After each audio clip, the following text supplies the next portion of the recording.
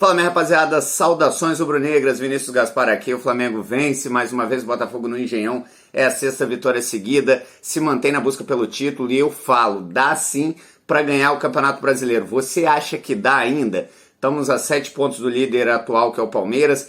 Quanto ponto bobo a gente deixou para trás lá no começo do campeonato, hein, moçada?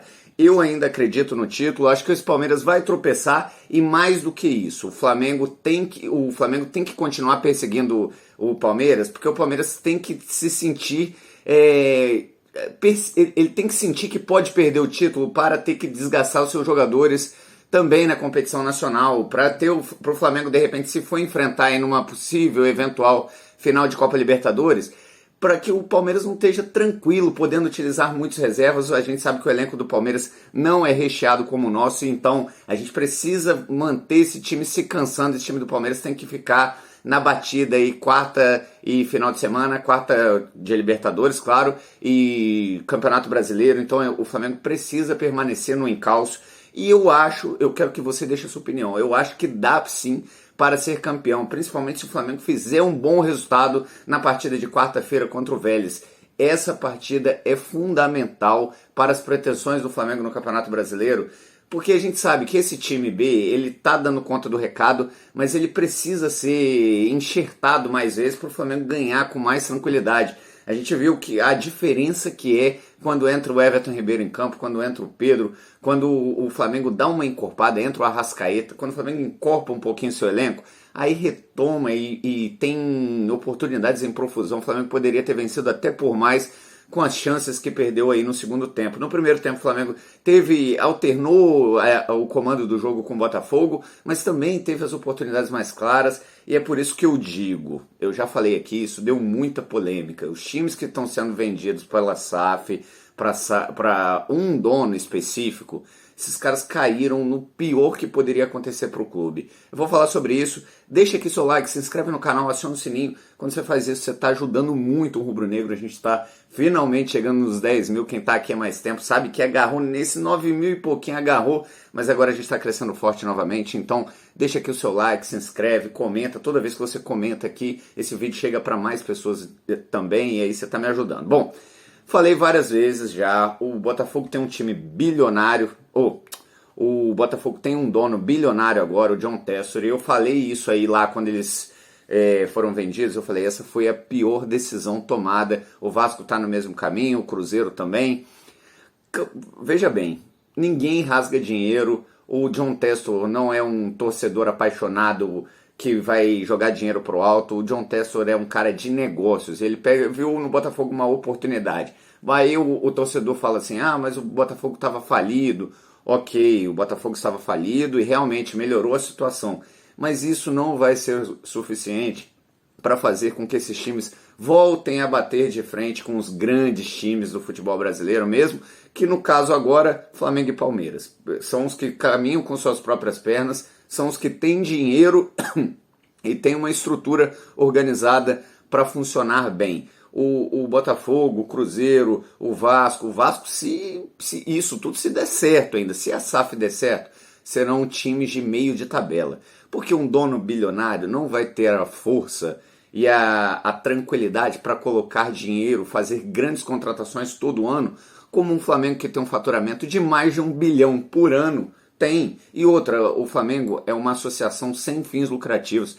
100% do dinheiro que o clube tem de lucro, ante a venda de publicidade, ante a venda de atletas, etc., ele vai reinvestir no seu próprio futebol, vai reinvestir na sua própria estrutura, o que é totalmente diferente quando você tem o dono vai colocar jogadores ali para ter resultados, para conseguir dinheiro, para movimentar a torcida, mas esse dono uma hora vai querer retirar o investimento que ele fez também.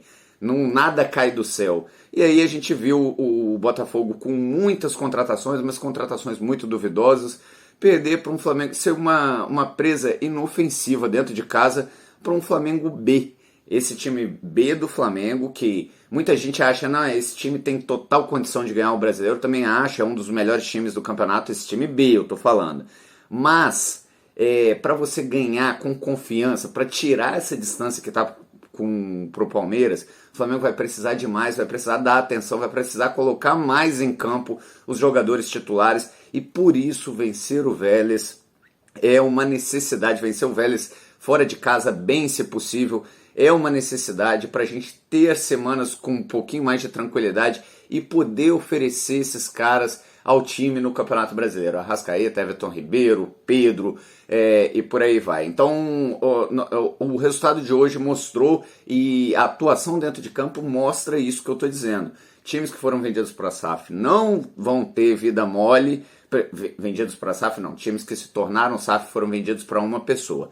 Me parece que o modelo mais adequado é você abrir capital, venda de ações e permanecer com o controle do futebol do seu time. Então talvez no futuro, eu acho que não tem necessidade, o Flamengo não precisa fazer isso agora, mas no futuro, para de repente brigar de frente mesmo com os grandes da Europa, o Flamengo possa abrir, por exemplo, 30% das suas ações e vender para a sua torcida. Então o torcedor, ele vai comprar não na expectativa de ter lucro com as ações do Flamengo, mas também para se sentir parte, dono daquele clube que ele ama. Então talvez essa seja uma possibilidade, vender, abrir na bolsa, fazer um IPO, vender 30% das ações, 40% das ações e permanecer controlando o seu futebol e avisar para os compradores das suas ações: olha, não pagaremos dividendos, a ideia não é ter lucro, a ideia aqui é fazer um Flamengo cada vez mais forte. Então acho que o caminho está sendo seguido, está bem seguido. Dorival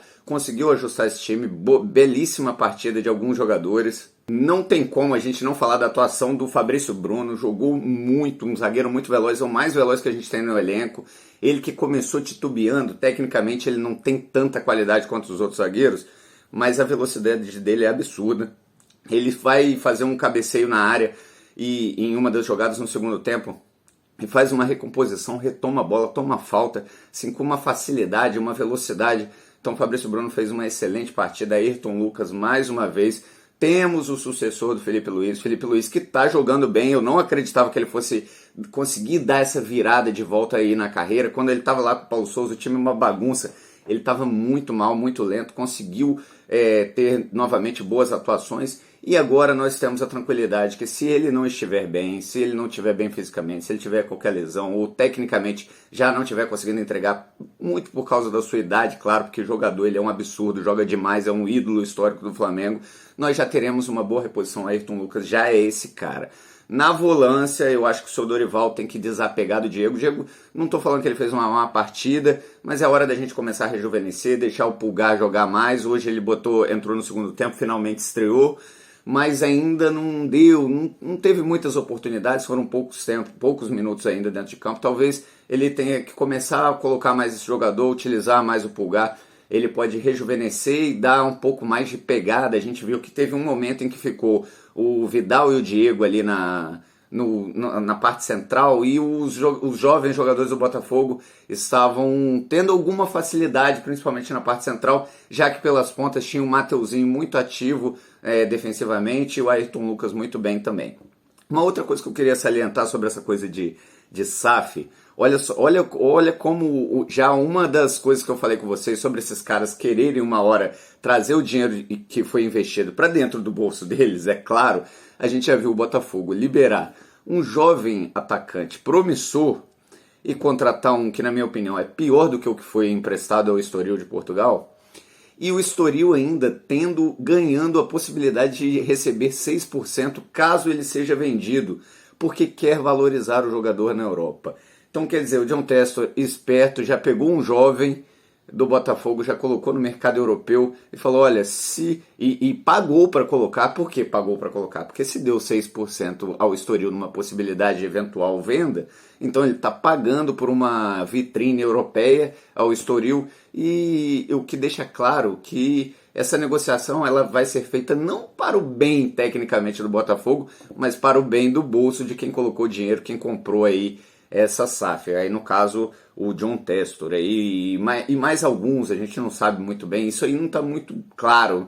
Me parece que no caso do Botafogo acho que está um pouco melhor do que a do Vasco é mais obscura ainda. Então fizemos a nossa obrigação, estamos a 7 pontos do líder Palmeiras. Eu acho sim que dá para ser campeão. Quero a opinião de vocês, deixa aqui no comentário. Dá ainda para buscar, mesmo com esse calendário tão apertado que a gente está com Copa do Brasil, com Libertadores, fases agudas. Eu acho que dá. Vai ter que ir moldando o time e vai ter que ter bons resultados aí, principalmente nesse primeiro jogo contra o Vélez, para a gente não ter um jogo, ter que jogar uma partida tão apertada assim no Maracanã. De repente, se o Flamengo vence por 2, 3. Ele tem um pouquinho mais de calma para fazer o jogo de volta. Agora, é claro, não dá para ficar contando com isso. Qualquer 6-0 lá é um bom resultado, 1-0 é goleada. E o Flamengo precisa pensar em passar de fase. O Flamengo precisa pensar em voltar à final. Eu ouvi um absurdo de pergunta ao Dorival na coletiva, perguntando que o time não vem apresentando o rendimento aí das últimas partidas. Gente, o Flamengo está jogando quarta e domingo, há quanto tempo? Várias partidas com time A, time B, jogadores que já se lesionaram, voltaram, todas as competições disputando para vencer. Então não vai achando que algum time nessa toada vai atuar todas as partidas jogando o suprassumo, o fino do futebol. Não, tem hora que é vencer por 1-0, tem hora que é jogar pior e ganhar, fazer 2 gols e manter, como foi com o São Paulo, que não fez uma boa partida, mas saiu com o resultado 3-1 e agora vai jogar a partida dentro de casa com um pouco mais de tranquilidade. Então a torcida tem que entender que se o Flamengo agora quiser lutar por todas as competições, vai ter que, em alguns momentos, ganhar jogando mal, vai ter que entender os resultados, vai ter que entender que esses caras cansam também, que é complicado ficar jogando com todo mundo o tempo inteiro. Enfim, então o Flamengo vai bem, a temporada continua aí. A gente espera que talvez esse seja o ano mais histórico, aí o Flamengo ganhe as 3 competições, eu acho que é muito possível. Bom, chegou até aqui, por favor, já deixa o seu like, deixa o like aqui no vídeo, se inscreve, deixa no comentário, você ainda acha que dá para ser campeão brasileiro? Eu tenho certeza que dá, acho que vai ser, inclusive, acho sim que vai ser, e torço muito por isso. Mengo é paixão, valeu!